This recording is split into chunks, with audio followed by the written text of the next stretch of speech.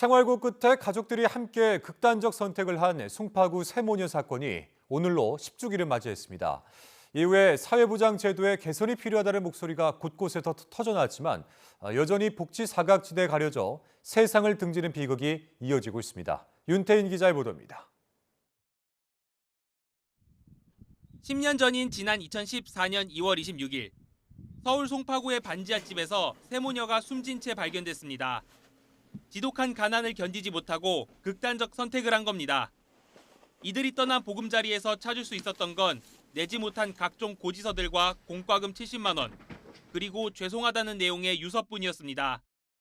당시 생계를 책임진 어머니가 부상으로 일을 그만둔 뒤 어떠한 복지 혜택도 받지 못한 것으로 드러났습니다. 이들이 왜 복지 사각지대에 놓였는지 우리 사회에 대한 비판과 반성이 이어지면서 정부도 대책 마련에 나섰습니다.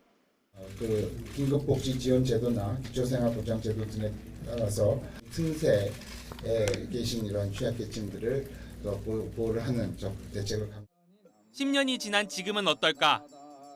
세모녀를 기리기 위한 추모제는 10년째 이어졌지만 가난과 싸우는 사람들은 이 사회가 변한 게 없다고 목소리를 높입니다.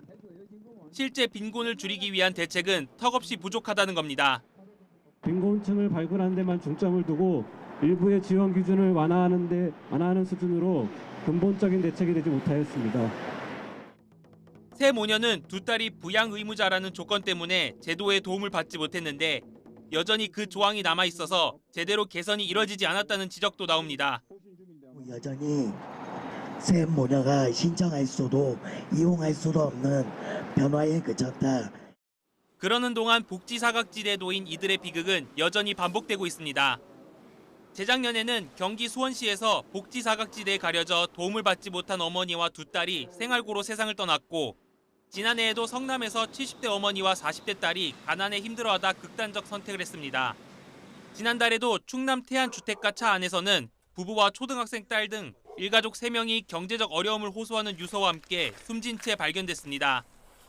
특히 전문가들은 경제적 지원뿐만 아니라 각자 상황에 맞는 복지를 제공해야 한다고 설명합니다. 빈곤층을 돕는다는 개념을 넘어 빈곤이 덜 생겨나도록 사회를 바꿔야 한다는 겁니다. 소득 제공만으로는 그게 다 충분히 대응할 수는 없다는 거죠.